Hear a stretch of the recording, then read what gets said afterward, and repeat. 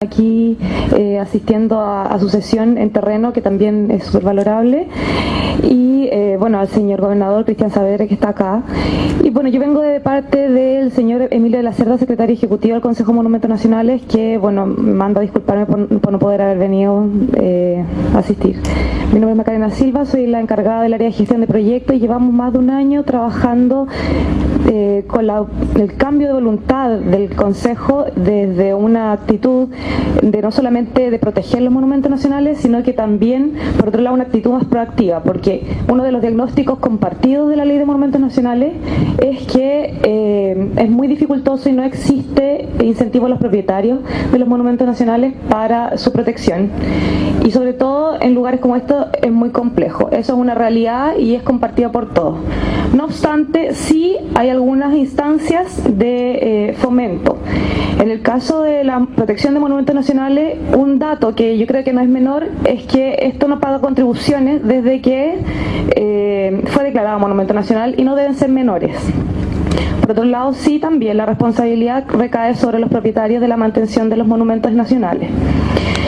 Y otro dato, y la idea de hacer esto, esta acción más proactiva del Consejo de Monumentos Nacionales es que nosotros entendíamos que dentro de las dificultades estaba la envergadura y la complejidad y la incertidumbre alrededor que había de este bien en particular, que es un bien de alta relevancia, como lo manifestó don Guillermo, fue la segunda maestranza más importante en Latinoamérica, pero con un riesgo altísimo. Por lo tanto, el Consejo de Monumentos decidió hacer dos estudios que cabían en las mayores incertidumbres de él.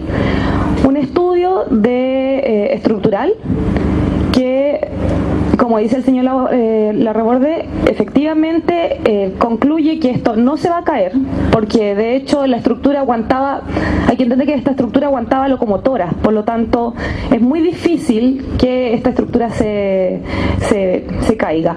Pero sí efectivamente constituye un gran riesgo, porque después de los terremotos, y no solamente los terremotos, sino que el abandono después de estos 10 años, ha delaminado el hormigón, las enfierraduras, porque se mojan, etcétera. Por lo tanto es un deterioro natural, progresivo, y que mientras más pasa el tiempo, más caro es su recuperación. Eso son las más grandes conclusiones del estudio estructural.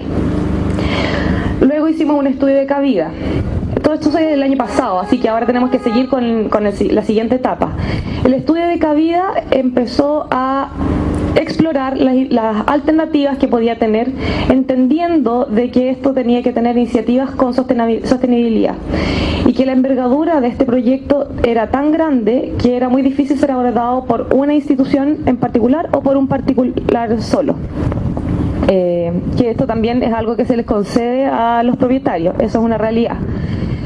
Las conclusiones, bueno, lo primero que se empezó a explorar es las posibilidades y las posibles necesidades de abastecer de equipamiento comunitario a San Bernardo. La demanda de San Bernardo, que se constituyó en este estudio, es que el crecimiento de San Bernardo ha llegado a que aquí son las comunas, esta y Puente Alto son las comunas más populosas de la región metropolitana, y la demanda que podría constituir aquí un equipamiento a nivel metropolitano es aproximadamente de 2 millones de personas. En contraposición, también se detectó, para definir los posibles usos, se detectaron carencias que tenían este crecimiento bastante sostenido que ha tenido en los últimos años el sector sur de Santiago, y esas carencias tenían relación con equipamientos a nivel de parques, donde La Reina, Vitacura, el norte de Santiago tiene alrededor de 7 metros cuadrados por habitante, y el lado sur de Santiago tiene alrededor entre 1 y 2 metros cuadrados por habitante. Después también la concentración de equipamiento cultural, equipamiento deportivo, también se concentran todos en el norte de Santiago y en el centro de Santiago. Por lo tanto, el crecimiento sostenido que ha tenido y que además se sigue proyectando en el sur de Santiago, efectivamente carece de equipamientos metropolitanos a nivel deportivo, cultural y de áreas verdes. Y alrededor de eso se empezó a hacer entonces, para poder acoger esta demanda, el estudio. Otra conclusión que se sacó del estudio es que La envergadura y lo caro de, de lo que podría significar recuperar la maestranza San Bernardo requiere un modelo de gestión que por un lado sea público-privado, es decir, que permita una autosustentabilidad, pero que garantice los bienes públicos y los intereses públicos de la comunidad, porque la realidad es que aquí también hay intereses y está reflejado en el plan metropolitano, el plan regulador metropolitano, de cómo ser equipamiento metropolitano, y además podría acoger, como digo, una gran demanda de equipamiento metropolitano. Por lo tanto, sí debería acoger posiblemente una gran superficie cumpliendo un rol social, mezclado probablemente con algún tipo de equipamiento privado o de tipo concesión, para poder hacer sostenible este equipamiento, este proyecto. Bueno, finalmente quería dar algunos datos también respecto a el alcance de por qué es tan difícil el costo de esta maestranza. Lo primero que se consideró era la posibilidad de realizar esto tiene 7 hectáreas, de los cuales espacio libre tiene la mitad, aproximadamente 3, y algo hectáreas, que podrían ser áreas verdes. Estas áreas verdes alcanzan aproximadamente un costo de 3.500 millones de pesos. Luego la consolidación estructural, vendría la consolidación estructural, y esta consolidación estructural añadiría otros 4.500 millones de pesos, más la adquisición, que nosotros la tasamos, me disculpa, pero según los datos nuestros de tasación, serían unos 1.100 millones más. Y hasta ahí estaríamos en la obra gruesa con un parque. Por lo tanto, después una habilitación, etcétera, podría llegar hasta los 38.000 millones de pesos. Esto podría llegar a casi todos los recursos que tiene la región destinados para un solo equipamiento, pero también hay que considerar que estos son 7 hectáreas de equipamiento y de beneficio público, y que probablemente lo que tenemos que hacer es cuantificar esos beneficios públicos, y esa es la siguiente etapa.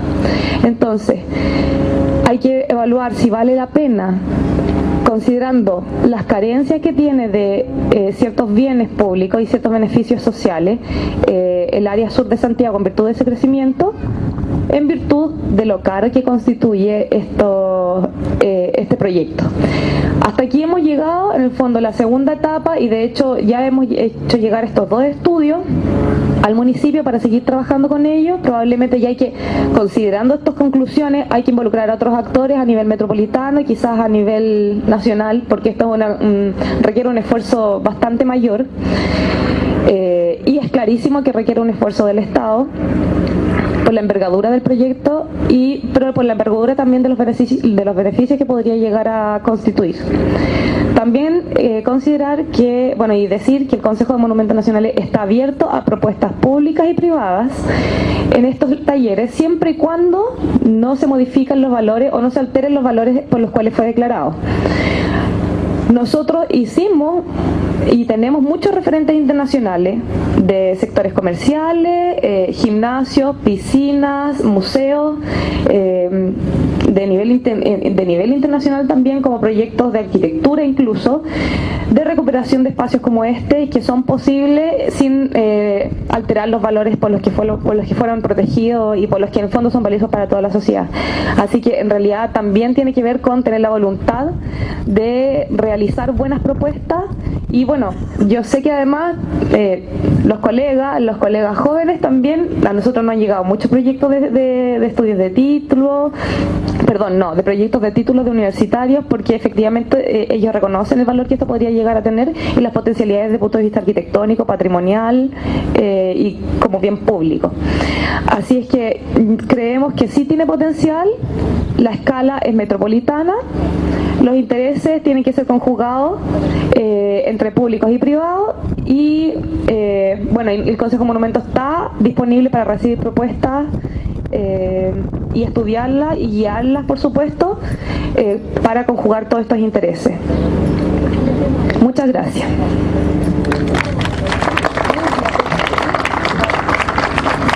Muchas gracias, doña Macarena Silva.